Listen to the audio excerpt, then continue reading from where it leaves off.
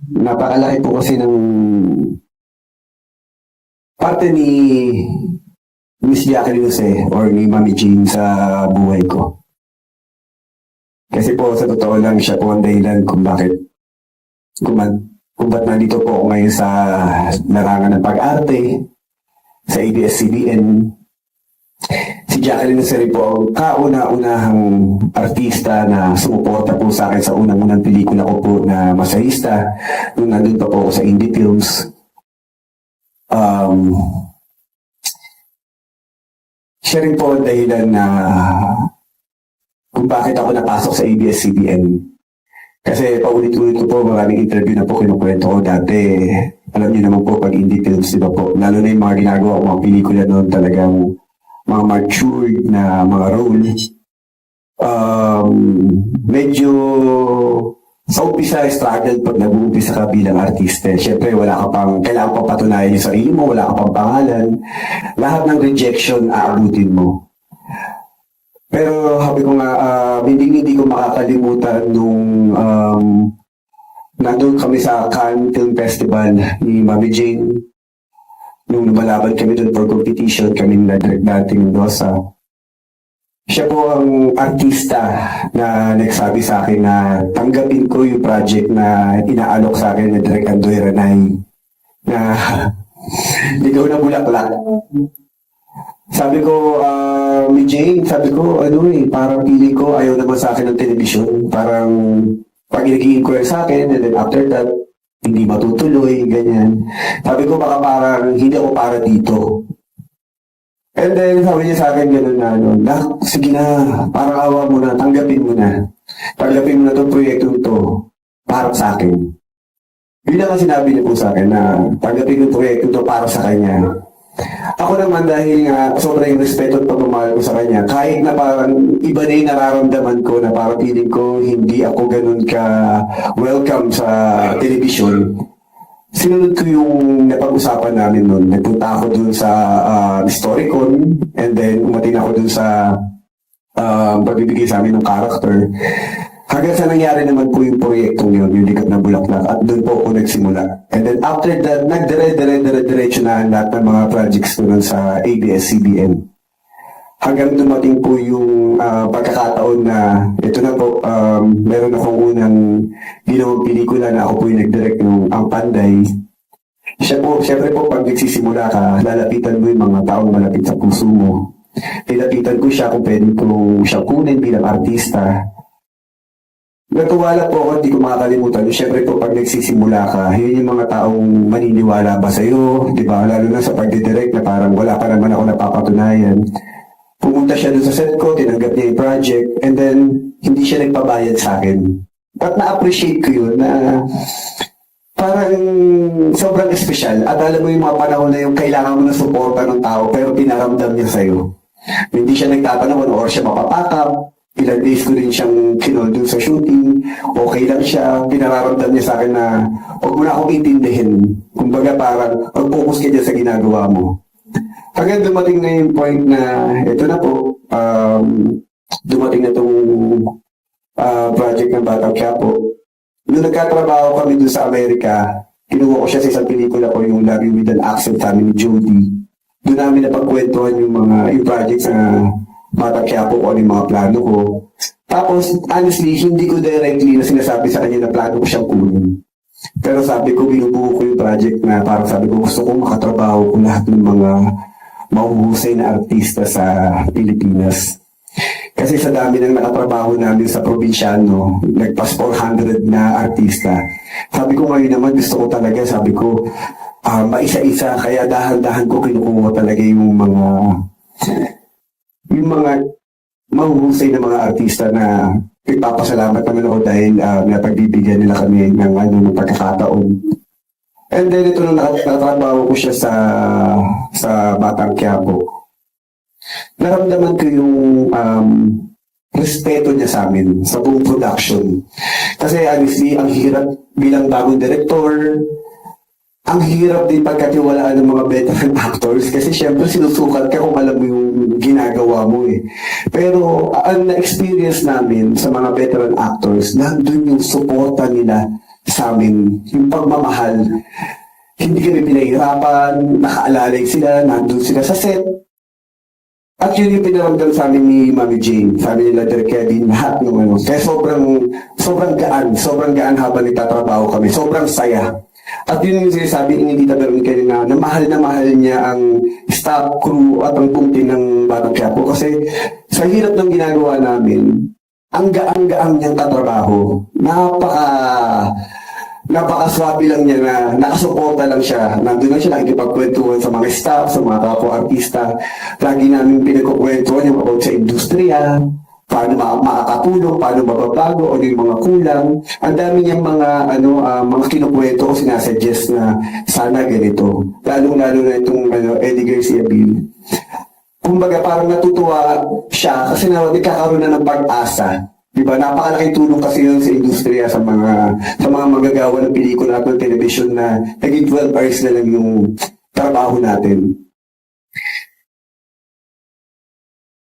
Nung last taping namin dun sa Batang Quiapo, actually meron kaming napapansin sa kanya na hindi namin inaasahan. Kasi may mga eksena na kinukunan sa kanya like yung lalaya na si Ivana, si Bubbles, ang character dun sa Batang Quiapo. Nagulat sa kanya yung director namin, si Direk Kevin, sa ibang mga staff. Bakit naiiyak si Mami Jane dun sa eksena na hindi naman dapat? Parang out of character yung binibigay niya. Tapos, tinake to ni Direk Kevin kasi pinaliwanag niya kay Mami Jane na Miss Jacqueline kasi parang masyado namang na parang anak mo na si Ivana. Kumbaga, bakit ba't ganun parang masyadong affected dun sa paglaya niya. Dapat nga ang niya na parang okay, basta huwag kang magti-trader, parang ganun yung dapat yung eksena. So, umiiyak siya. Hindi namin maintindihan kung bakit. Kung tinanong ni Direk Kevin, sabi niya ganun. Kasi nalulungkot ako dahil unti-unti na nawawala yung mga characters, unti-unti na nag-aalisan. Bagay yung grupo nila Kuya Barbol, nawala na. Tapos si Ivana, lalaya na. Tapos sa susunod si Tanggol, lalaya na. Nalulungkot siya kasi na-attach na siya dun sa buong grupo, dun sa kulungan. Napamahal na nga sa kanya pati yung mga nakakulong. Kasi talagang part, yung mga nakakulong dun, talagang part na ng namin, pamilya namin eh. Nakututusin, di ba, sa ating mga artista, di ba, parang pag sa kulungan ng eksena mo, parang, di ba, parang hindi mo gusto magtagal kasi, di ba, medyo ang daming proseso eh. Siya napamahal sa kanya, nagustuhan niya na yung ambience doon. And then, nung ako naman, nung magka-eksena kaming ganun, nung nagpapaalam na ako, nalalaya na ako, iba rin yung atake binibigay niya sa akin, na dapat ang atake niya doon sa akin, tinitreat niya ako na subukan mo mag-trade-off. Hawak ko itong mga kaibigan mo. Sabi ko gano'n, ba't parang may attachment na parang anak yung turing? Ba't parang iba? Iba yung bigay. Hindi na ako kumibo. Parang sa akin, siguro syempre kikibubo ka ba?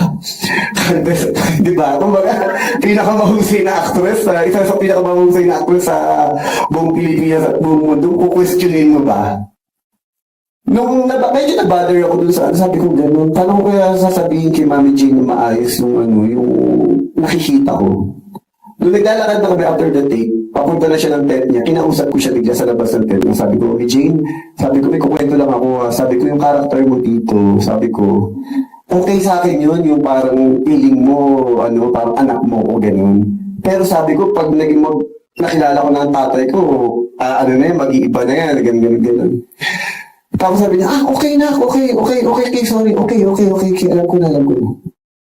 Tapos parang wala lang, pack up na ako, nung pauwi na ako, sabi ko sa kanya gano'n, Jane, bye-bye, sabi ko gano'n, I love you na, kasi laging gano'n eh.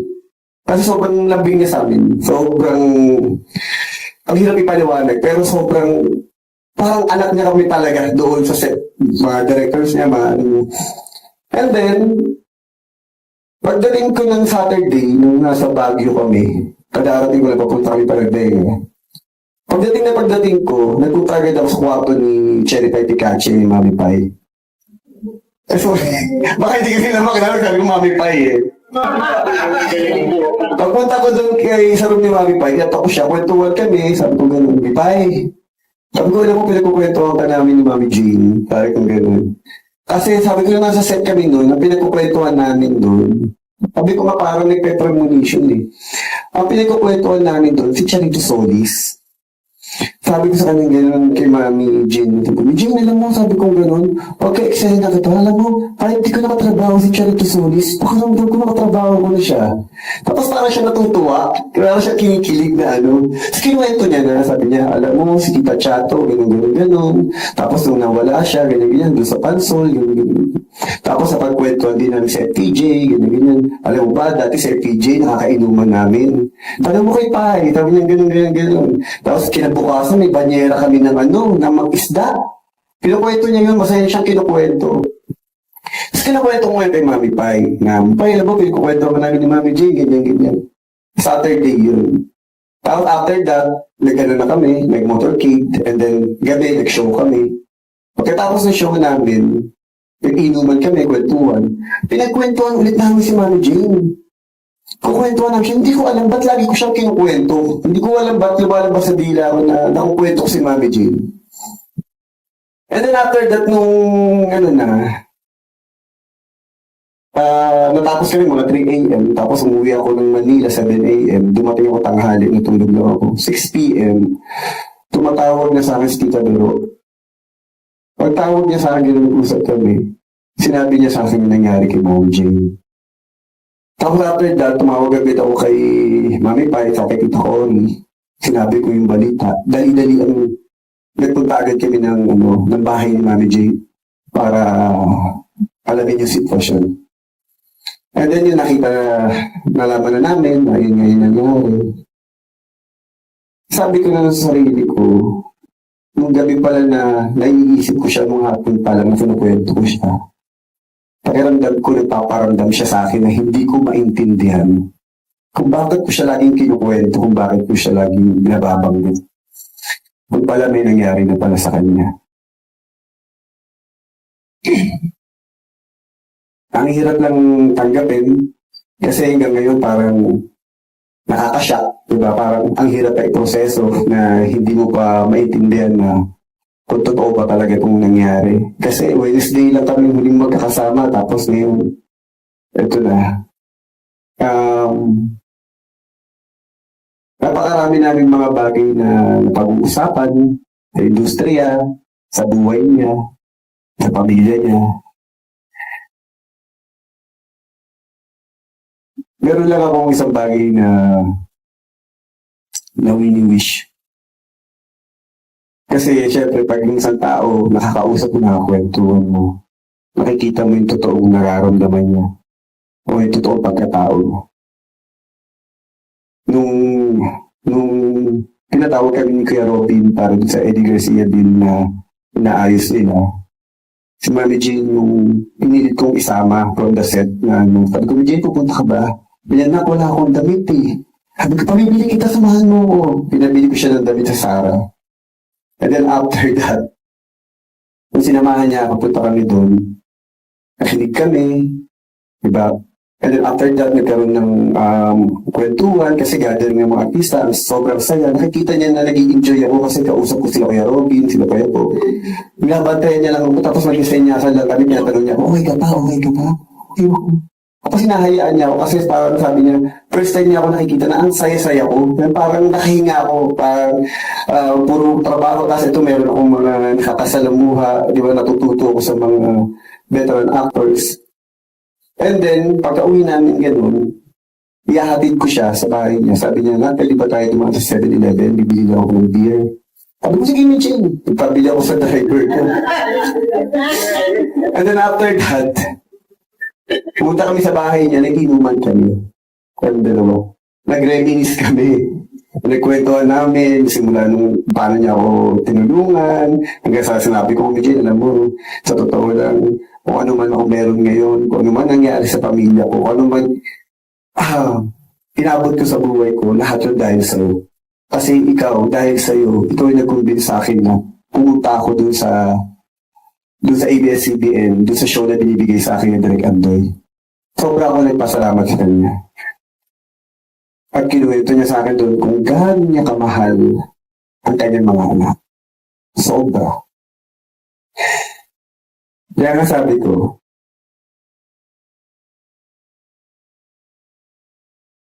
ang swerte ng mga anak niya kasi kung alam lang nila kung gaano sila kamahal ng nanay nila. Kasi ako, may mga magulang ako, pero hindi nila naparamdam o yung concern. Hindi ganun. Minsan sa buhay natin, hindi natin ma-appreciate yung tao pag nandyan. Minsan nakala lang natin, ang kulit. Diba? Pakailamera. Pero yung palang mga bagay na yun yung pagpaparamdam nila kung gaano nila tayo kamahal. Ako, naiingit ako kasi sana nagkaroon ako ng ganung magulang. Yung overprotective. Yung ipaglalaban ako ng patayan para sa iba. Yung gagawin ng lahat. Yung ituturo sa akin ng lahat ng bagay. Yung magtatrabaho siya kahit hindi siya matulog pero ang iniisip niya kung paano niya kami bubuhayin. Doon ako bumilib sa kanya. Kaya sabi ko nga, swerte ng mga anak niya kasi siguro hindi man niya na-express ng tama. Pero sa kaibuturan ng puso niya, sobrang mahal na mahal niya mga ito. Maaaring minsan, siguro, may mga mali pamamaraan. Pero kapag ang tao na wala na, doon mo pala ma-appreciate o doon mo makikita yung mga bagay na ginagawa niya na minsan hindi natin naiintindihan. Kaya, sa amin mga batang mga artista, sa mga artista tinuring niya na parang mga anak niya, nagpapasalamat kami kasi naramdaman namin yung pagmamahal niya. Pagmamahal niya sa amin, pagmamahal niya para sa industriya, pagmamahal niya sa lahat ng mga katrabaho niya, sa lahat ng mga directors, staff, crew.